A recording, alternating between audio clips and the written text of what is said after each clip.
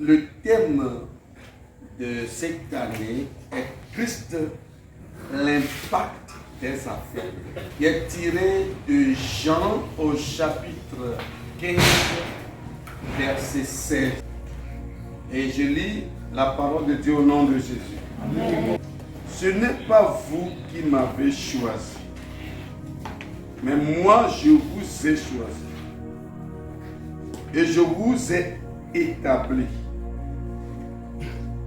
afin que vous alliez et que vous portiez du fruit et que votre fruit demeure, afin que ce que vous demanderez au Père en mon nom, il vous le donne. Amen. Les 3 premiers jours, nous avions parlé du thème. Maintenant, qu'est-ce que le thème va donner? Nous avons localisé un mot qui est au centre du texte. Il s'agit du fruit. Le fruit. Il dit, moi je vous ai choisi. Je vous ai établi. Je vous ai affermi. Afin que vous alliez et que vous portiez du fruit. Et que le fruit que vous allez porter demeure. Afin que ce que vous demanderez au Père en mon nom, il vous le donne. Et en méditant sur ce verset, nous rendons compte que le mot fruit est un pont dans le verset. C'est-à-dire, pour passer de l'ordre de Dieu à l'exaucement de prière, il faut passer par le fruit. La raison pour laquelle il nous envoie, c'est pour porter du fruit. Ce qui doit faire pour que Dieu exauce les prières, c'est que nous portions du fruit. Donc, de la commission à l'exaucement de prière, il faut passer par un pont qui s'appelle le fruit. Qu'est-ce qu'on appelle le fruit? Il est très intéressant de noter que dans ce texte, il n'est pas question des fruits, mais du fruit. Il y a un fruit qui fait que Dieu exauce les prières. Il dit, vous portez du fruit, afin que ce que vous demanderez. Donc, le fruit là sera le carburant ou le moteur pour faire fonctionner nos prières. La présence de ce fruit détruira tout ce qui peut empêcher nos prières d'être exaucées. Tout ce que quelqu'un demandera à Dieu sera exaucé. Ce n'est pas seulement une prophétie, parce que la présence du fruit oblige la prière à être écoutée. Il dit, afin que ce que vous demanderez, ce qui fera établir votre prière accomplie, c'est le fruit là. Qu'appelle ton fruit? Le fruit est le résultat d'une existence ou d'une action. Quand cette église est née, on attend d'elle certaines fins. En grec, on appelle ça telos. Ça veut dire l'objectif, le but, la fin ou le résultat. Pourquoi cette personne existe? Quand la raison de son existence sera réalisée, alors là, on dira qu'il a porté du fruit. Pourquoi on a planté ce manguier? Lorsqu'on vient plus tard et qu'on constate que la raison d'existence de ce manguier n'est toujours pas visible, alors c'est facile qu'on le fasse en un jour, Jésus donna un parabole. Il dit, un homme a planté un figuier dans sa vigne. Plus tard, il est allé pour cueillir les figues. Mais il n'a rien trouvé. Et il appelle le vigneron. Il dit, il y a 3 années que je viens ici et que je ne trouve pas de fruits. Pourquoi ce figuier sera inutile à occuper cette place? Débarrasse-toi de ce figuier. Le vigneron dit, non, Donne-moi encore une année. Je vais l'entretenir. Je vais semer de l'engrais. Bâtir une tour. Et si l'année prochaine, il ne porte pas de fruits, alors là, tu peux la.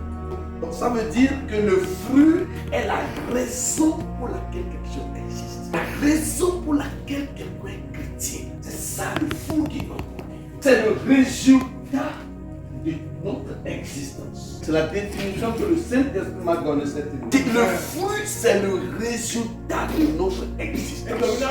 Pourquoi tu es pasteur? Pourquoi tu es prophète? Pourquoi tu es fidèle? Pourquoi tu es chanteur? Pourquoi tu es président d'un groupe constitué? Lorsque la raison est accomplie, alors tu portes du fruit. Cette année, tu porteras du fruit. Amen. En tant que père de famille, tu porteras de fruit. Amen. En tant que mère de famille, tu porteras de fruit. En tant que fils ou fille de la famille, tu porteras ton fruit. Amen.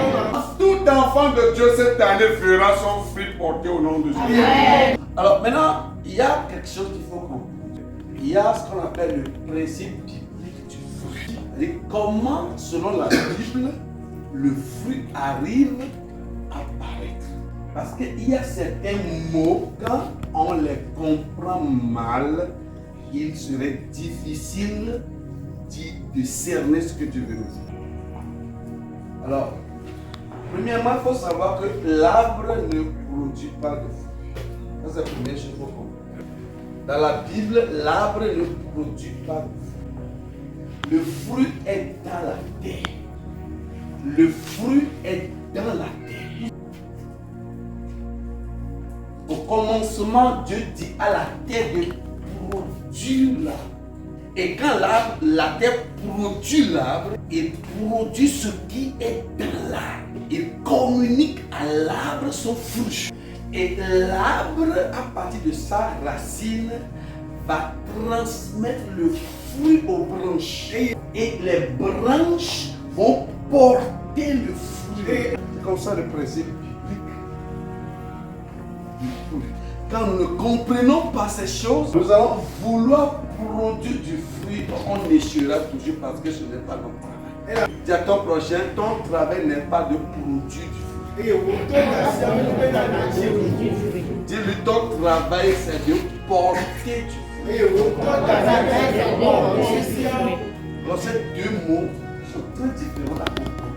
Parce que ce n'est pas les branches qui produisent, mais les branches portent. Alors Jésus dit, Jean chapitre 15, verset 1 à 2, dit, mon Père est le vigneron. En d'autres termes, mon Père est le terre. C'est la source, l'origine, le donateur, le pourvoyeur. Je suis la vigne. Je suis l'arbre. Vous êtes les sarments. Donc c'est vous qui portez le fruit. Ce n'est pas vous qui produisez le fruit. Vous portez ça. Je suis le sarment. Je suis le bois. Je suis l'arbre. Et le sel, c'est-à-dire le liquide qui transporte le fruit de la terre aux branches, c'est le Saint-Esprit. C'est pourquoi Galates au chapitre 5, verset 22, il est dit clairement, le fruit de l'Esprit, c'est l'amour, c'est la passion. Donc c'est son fruit, ce n'est pas notre fruit. Ce n'est pas à nous de produire le fruit, ce n'est pas notre fruit. Oh, toi, si tu n'as pas reçu le Saint-Esprit, pourquoi tu ne produis pas de fruit? Il n'a pas reçu le Saint-Esprit pour produire du fruit. Il a reçu le Saint-Esprit pour porter du fruit. Dans le jardin d'Éden, qui produit du fruit? C'est la terre qui produit. Et Adam cueille le fruit. Et Adam porte les fruits dans son sein pour aller se reposer. Et comme le moment où le fruit, la terre doit produire le fruit, n'est pas encore accompli, Jean-Baptiste va dire à ceux qui venaient pour son baptême, produisez le fruit. Et il n'a pas dit porter, produisez. Parce qu'en ce moment, Christ n'était pas encore venu. Christ n'était pas encore mort. Donc, ils étaient toujours l'ancien Adam. Tiré de Adama, la terre, c'était toujours l'ancien homme, l'ancienne personne tirée de la terre. Il doit produire du fruit. C'est pourquoi Jean-Baptiste leur dit, vous devez produire de fruits. Après Jean-Baptiste, il n'est jamais dit de produire de fruits, mais il est toujours dit de porter du fruit. Je vous ai choisi, je vous ai établi afin que vous portez. Dis à quelqu'un, je ne suis pas Adam. Dis à quelqu'un, je ne suis pas de la terre. Je ne suis pas de la terre. Je suis du ciel. Je suis du ciel. Donc quand on est toujours en le premier Adam, vous devez produire. Mais si vous êtes du second Adam, c'est-à-dire qui vient du ciel, alors vous ne devez pas produire. Donc c'est quand Jésus est venu et il a institué la nouvelle alliance, c'est à partir de ce moment qu'il nous demande d'aller et de porter de fruits. Pourquoi? Parce que c'est en ce moment que Dieu peut produire le fruit dont nous allons parler tout à l'heure et que nous les portions.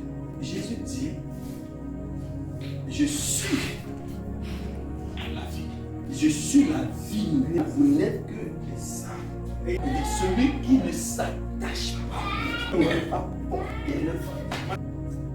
Et ça, c'est une prophétie d'Ézéchiel.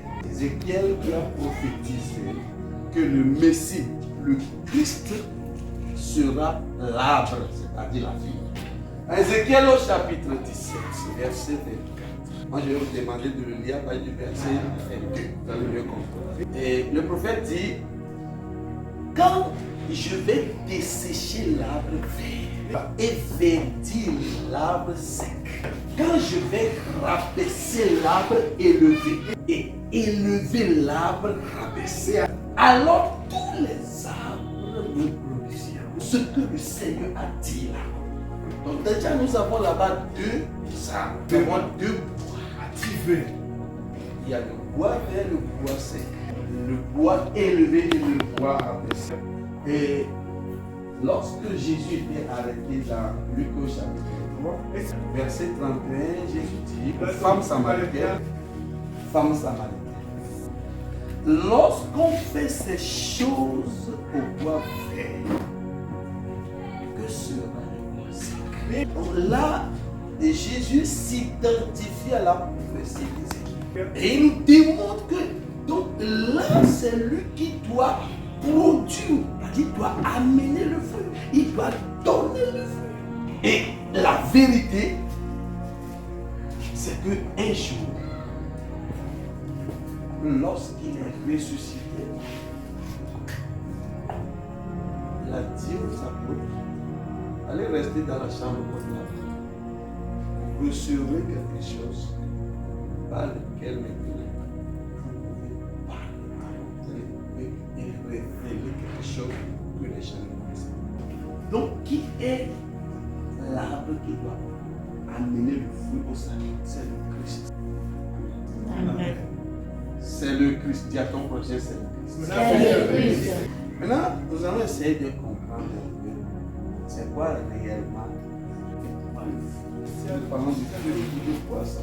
Nous allons passer par deux façons pour trouver ce que c'est que le fruit de Jean au chapitre 15. Il y a une façon de comprendre. Quand vous lisez un verset, pour mieux le comprendre, vous devez lire le verset avant et le verset après. Donc, on va lire le verset 15 jusqu'au verset 17. Pour comprendre le fruit de ça. Verset 15. Je ne vous appelle plus serviteur. Ouais. Donc déjà on comprend que le fruit là pour le porter, on ne va pas se comporter comme des serviteurs. Ce n'est pas quelque chose de souffrance qu'on va faire. Ce n'est pas quelque chose qui va faire mal. Ça n'a rien à voir avec le service à rendre. Donc le port de ce fruit n'est pas un service ni à rendre à Dieu, ni à rendre aux autres, ni à rendre à soi. Dieu ne vous appelle plus serviteur. Parce que le serviteur ne sait pas ce que fait son maître. Donc, normalement, c'est le serviteur qui fait quelque chose. Donc, nous comprenons à partir de là que ce n'est pas nous qui ferons, mais c'est lui qui fait. C'est-à-dire que ce n'est pas nous qui produirons le fruit. Ce n'est pas nous qui agirons. C'est lui qui va agir. Mais je vous ai appelé amis parce que je vous ai fait connaître tout ce que j'ai appris de mon Père. Ce n'est pas vous qui m'avez choisi, mais moi je vous ai choisi. Et je vous ai établi afin que vous alliez et que vous portiez du fruit. Et que votre fruit demeure. Afin que ce que vous demanderez au Père mon nom, je vous donne. Ce que je vous commande, c'est de vous aimer. Ce que je veux qu'on voit en vous, ce que j'attends de vous, c'est de vous aimer. Quel est le fruit qu'il faut porter? Quel est ce fruit? C'est le fruit pour lequel nous sommes établis. Le fruit pour lequel nous sommes choisis. Le fruit pour lequel nous avons été envoyés. Le fruit par lequel nos prières seront exaucées. C'est l'amour. C'est l'amour.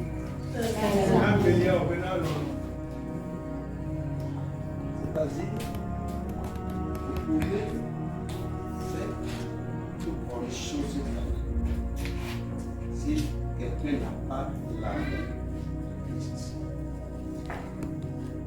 qui ne peut parce qu'il perd à son temps. Le fruit apporté, c'est l'amour.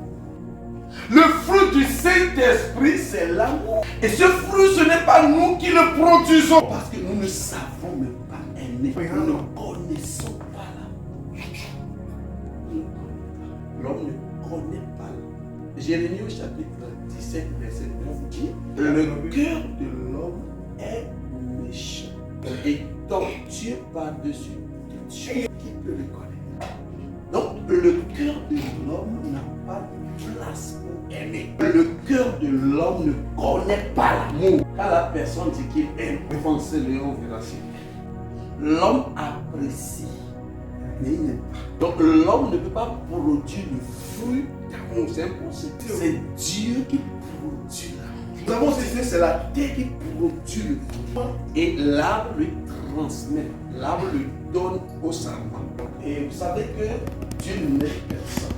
Est-ce que je peux le dire ça? Dieu n'aime personne. Il faut comprendre les Écritures. Dieu n'aime personne. Lorsque Jésus fut baptisé, il sortait de l'eau. Il dit, d'abord le ciel s'ouvre. Le Saint-Esprit descendu sur lui corporellement. Et une voix se fit entendre du ciel. Celui-ci est mon fils qui a tout de mon fils. Il n'a pas la plupart de mon fils. Il a tout de mon fils. La seule personne en qui tout ce qu'on peut appeler amour de Dieu est, c'est Jésus. Et à partir de cet amour maintenant qui est en plénitude dans Jésus, ça peut être donné à n'importe qui.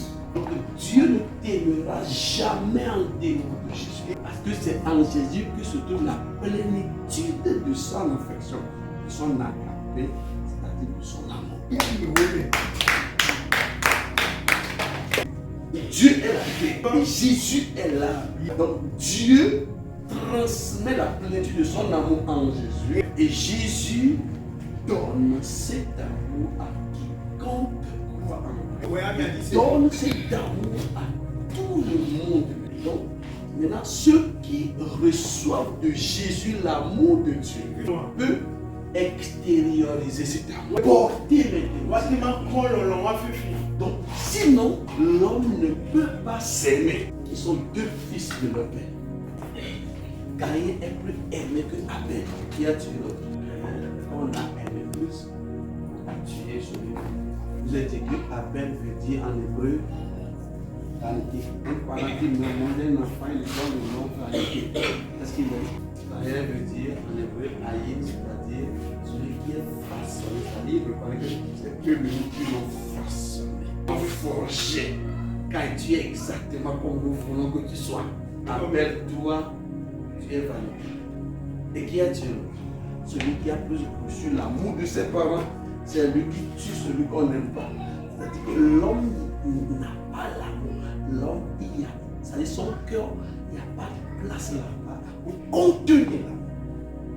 Quand nous ne prenons pas conscience de ça, tu vas faire effort d'aimer quelqu'un, tu ne l'aimeras pas. Qu'est-ce que j'ai dit? Tu ne l'aimeras pas. Tu ne le peux pas.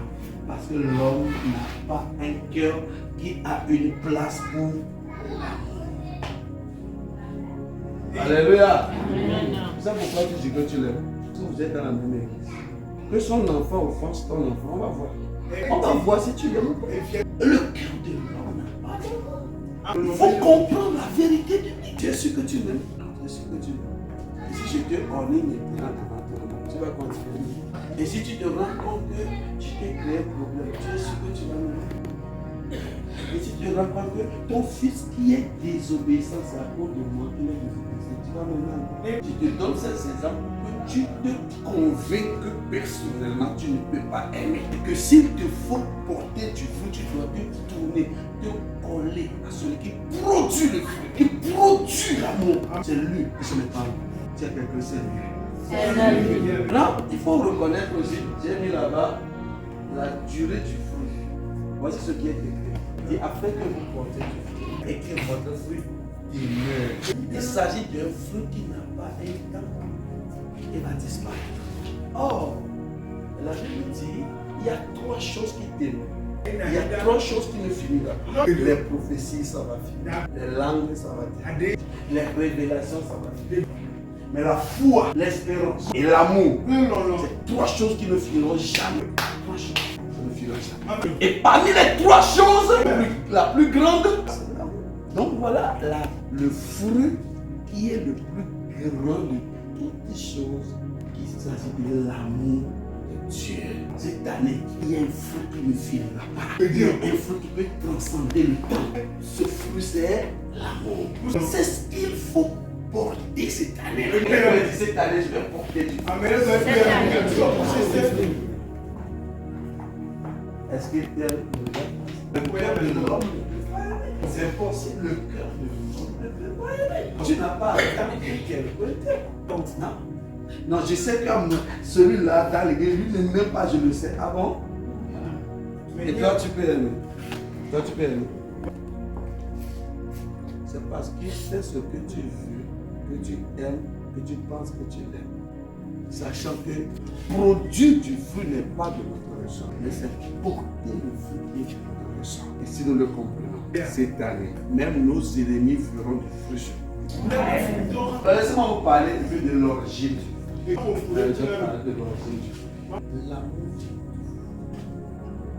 On dit que c'est le Père qui produit. Il le produit au même moment où il produit l'herbe. Et l'herbe porte en elle le fruit. L'herbe transmet le fruit au sang. Et les sarments portent la vie. Ça veut dire que nous, les hommes qui sont les sarments, l'amour de Dieu, tu veux le répéter plusieurs fois. Cette année, on vit dans la vie. Au lieu de dire à quelqu'un, je t'aime, dis-lui plutôt, je veux t'aimer. Je veux t'aimer. Là, tu es dans la vie. Quand nous lisons Jean chapitre 3, verset 1, voici le cri que l'apôtre a fait. Oh! Voyez! Quel amour!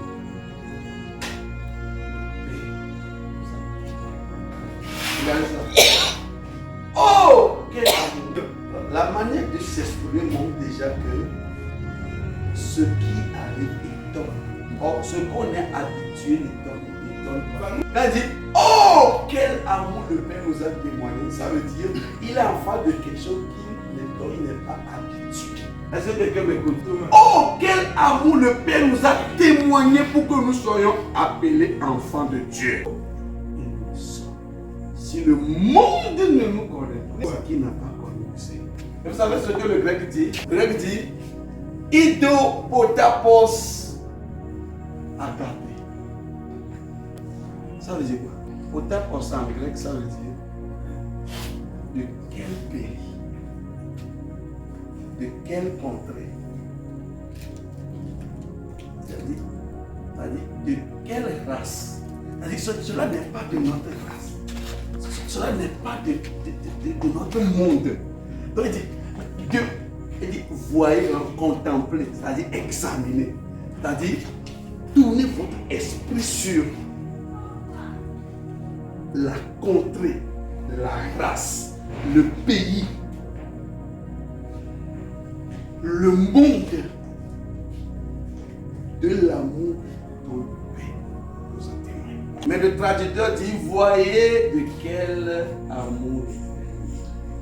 Donc déjà le grec nous démontre que l'amour dont Dieu nous a témoigné ne vient pas de ce monde. Or nous sommes de ce monde. Jean chapitre 8 verset 23. Jean 8 verset 23. Il dit vous êtes de ce monde. Moi je ne suis pas de ce monde. Vous êtes d'en bas. Moi je suis d'en haut. Donc l'amour du Père ne vient pas d'ici. Ça ne vient pas du monde. Tu ne peux pas apprendre comment aimer si ton prochain. C'est impossible. Parce que lui aussi ne l'a pas. S'il manifeste le fruit, c'est qu'il a reçu deux. Quelqu'un dit je n'ai pas l'amour dans mon cœur. Il faut le dire avec vérité. Dis je n'ai pas l'amour dans mon cœur. Parce que ça doit venir d'une autre contrée. Ça doit venir du ciel. Ça doit venir du monde de l'autre monde. Alors 1 Jean chapitre 4 verset 7. 1 Jean chapitre 4 verset 7. Il dit l'amour est de Dieu. Est-ce qu'on comprend? Il dit l'amour est de Dieu. Verset 8, il est dit que c'est Dieu qui est amour. Est-ce que ça a quelque chose avec l'homme? Jean chapitre 5 verset 42. Donc Jean chapitre 5 verset 42, il dit et je sais que vous n'avez pas l'amour de Dieu. C'est Jésus qui fait le diagnostic. Le docteur a fait l'examen. A fait les analyses. Et quelle est la maladie? Je sais que vous n'avez point l'amour de Dieu. Alors, là, maintenant, c'est comme ça que l'on met les mots. En Myanmar, on dit alors, si nous n'arrivons pas à comprendre qu'il n'y a pas l'amour de Dieu en nous, on ne peut pas recevoir de Dieu.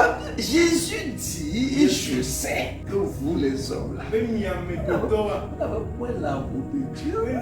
La première que quand Jésus est ressuscité, il est rencontré Pierre.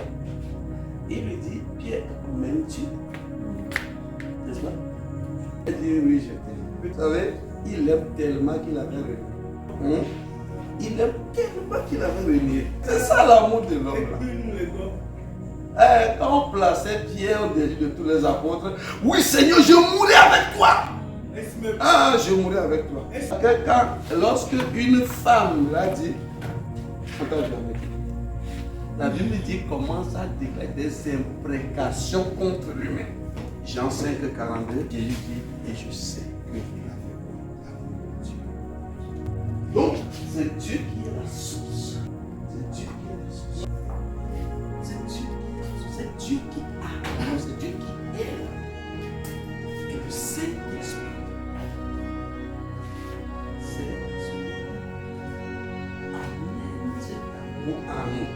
Et regardez ce que Jésus dit. Il dit, afin que ce que vous demandez de Père.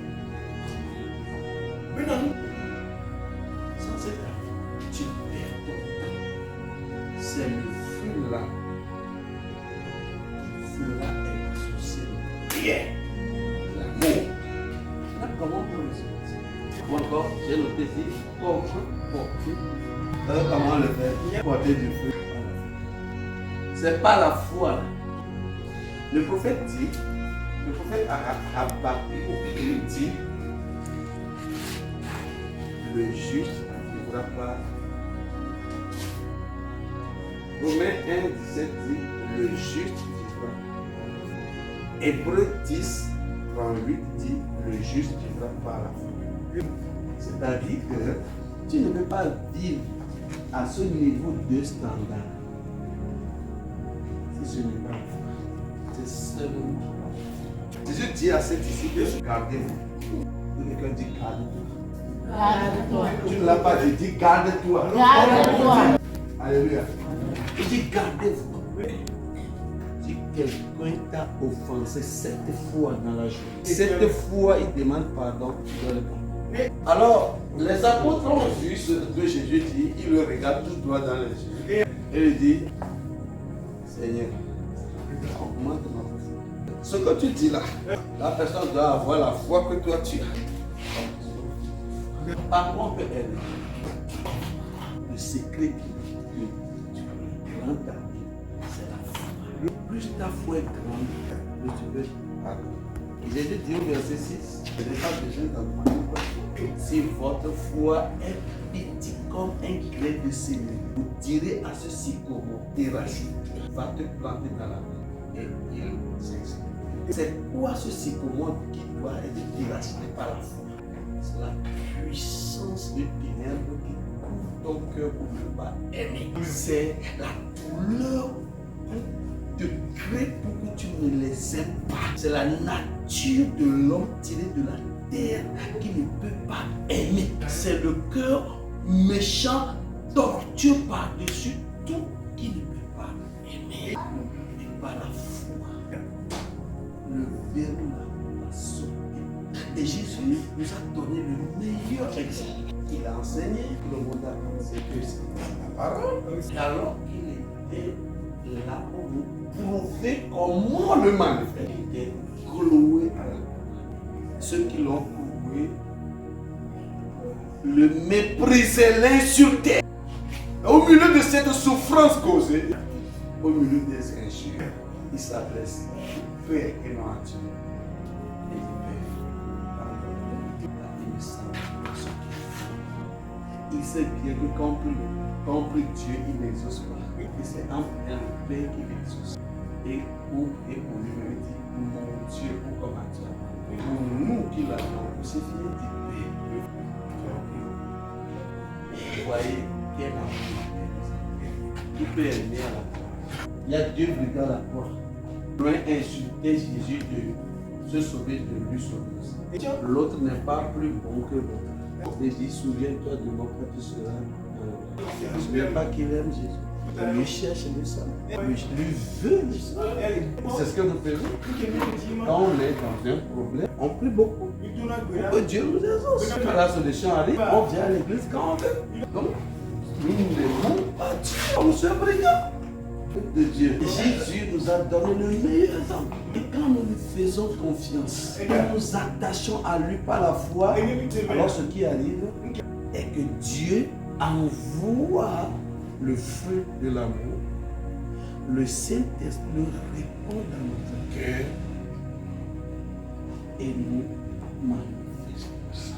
Selon qu'il est écrit, l'Esprit est donc Dieu a répandu dans notre cœur par le Saint-Esprit. Est-ce que quelqu'un peut ouvrir son cœur en ce moment pour se nourrir de cet amour de Dieu? Est-ce que quelqu'un peut reconnaître qu'il ne peut pas aimer de lui? Et s'accrocher à Jésus. Et s'accrocher à Jésus. Et croire à l'infinie grandeur de cet amour dont le Père nous a témoigné. C'est ce qui transforme le cœur. C'est ce qui transforme l'homme. Ce soir, que quelqu'un s'accroche au Seigneur. Que quelqu'un dise Seigneur, je sais que je ne peux pas aimer. Je sais que je ne peux pas produire. Mais par ton Esprit Saint, je peux recevoir.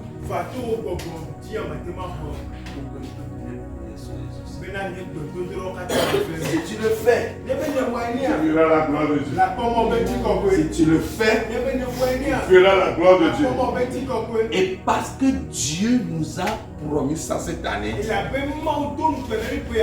le fais au nom de Jésus. Je dis que tu le fais au nom de Jésus. Tu le fais au nom de Jésus. Réponds avec la foi, je reçois. Amen. Je reçois. Amen. Soyez bénis au nom de Jésus. Amen.